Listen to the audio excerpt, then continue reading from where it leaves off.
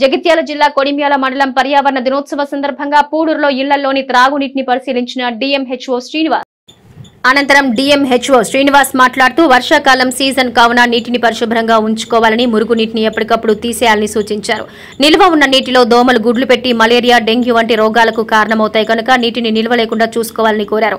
వర్షాకాలంలో నీటిని కాచి గోరువెచ్చని నీటిని తాగితే అనారోగ్యం బారిన పడకుండా ఉండొచ్చన్నారు. ఎవరైనా జ్వరం, మలేరియా వంటి లక్షణాలు కనిపిస్తే ఆరోగ్య కేంద్రానికి వచ్చి పరీక్షలు చేయించుకుని చికిత్స పొందాలని సూచించారు. ఈ కార్యక్రమంలో వైద్య అధికారిని Parameshwari, CHO Rajasekhar, secretary Manohar Reddy, HV Alivelu గ్రామస్తులు పాల్గొన్నారు. అనే ప్రోగ్రామ్ చేయడం జరుగుతుంది. ఈ డ్రై డే కాన్సెప్ట్ అనేది మనం ప్రతి మంగళవారం ఫ్రైడే, ఒకప్పుడు ఏంటంటే ఫ్రైడే చేసేవాళ్ళం, కానీ దాన్ని కొంచెం ఎక్స్టెండ్ చేసి మనము మంగళవారం కూడా చేస్తా ఉన్నాం. సో వీక్లీ 2 days అనేది ఈ ప్రోగ్రామ్ చేస్తాము.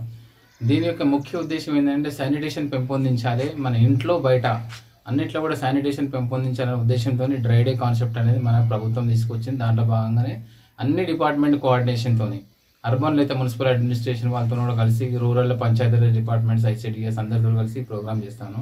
దీంట్లో భాగంగా మన హెల్త్ స్టాఫ్ కానీ, లైన్ డిపార్ట్మెంట్ స్టాఫ్ అందరూ కూడా హౌస్ టు హౌస్ విజిట్ చేస్తారు. చేసిన తర్వాత ఎక్కడ మెయిన్ మోటో ఏంటంటే వాటర్ స్టాగ్నేషన్. మెయిన్ ఏంటంటే అన్ని జబ్బులకి కారణం ఒకటి చెత్తా చెదారం, ఒకటి నెక్స్ట్ వాటర్ స్టాగ్నేషన్. దీంతో పాటుగా చికెన్ గున్యా, వైరల్ ఫీవర్స్ కూడా వచ్చే అవకాశం దోమల వల్ల.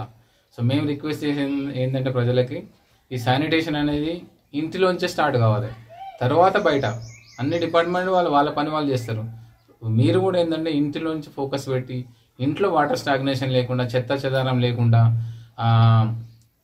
ఈగలు అట్లాంటివన్నీ లేకుండా చూసుకోవాలి. తర్వాత మన ఫుడ్ మెటీరియల్స్ పైన కూడా మంచిగా మూతలు పెట్టి ఆ ఈగలు అనేటివి డెవలప్ కాకుండా చూసుకోవాల్సిన అవసరం ఉంది. సో పరిశుభ్రత అనేది, జబ్బులు అనేటివి ఎక్కువ శాతం ఇంట్లో నుంచే స్టార్ట్ అవుతాయి. సో దీనికి అందరూ సహకరించి, ఏమైనా డౌట్స్ ఉంటే మా సిబ్బంది ఎప్పుడు 24 గంటలు అవైలబుల్ ఉంటారు. ఏమైనా కొంచెం ఫీవర్ వచ్చినప్పుడు కూడా వాళ్ళని సంప్రదించండి, అవసరమైన టెస్టులు చేయించుకోండి. డిలే చేయొద్దు.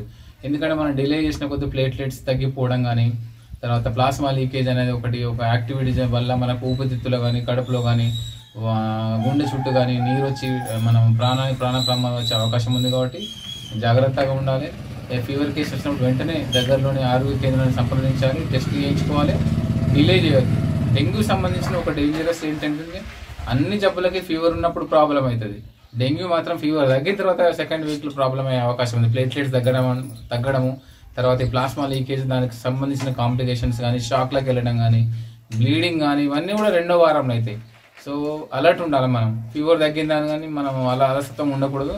డెంగ్యూ కానీ ఏ ఫీవర్ వచ్చినా కూడా ఒక 2 వారాల వరకు మనకు హెల్త్ సిబ్బంది పర్యవేక్షణలో ఉండాలి, మందులు వాడాలి. తర్వాత అనవసరంగా ఇంజక్షన్లు తీసుకోవడము, ఐవి ఫ్లూయిడ్స్ పెట్టించుకోవడం అట్లాంటి పని కూడా సరికాదు. అవసరమైతే మనకు హెల్త్ సిబ్బంది, డాక్టర్ గారు చెప్తారు. ఇష్టం వచ్చినట్టు ఐవి ఫ్లూయిడ్స్ కానీ ఇంజక్షన్ ఇవ్వడం వల్ల కూడా చాలా కాంప్లికేషన్స్. ఉదాహరణకు ఎక్కువ ఐవి ఫ్లూయిడ్స్ వల్ల గుండె మీద భారం పడే అవకాశం ఉంది. అది అన్ని కండిషన్స్లో సూటబుల్ కాదు. ఇంజెక్షన్స్ ఇవ్వడం వల్ల అంతర్గత బ్లీడింగ్ అయ్యే అవకాశం ఉంటుంది.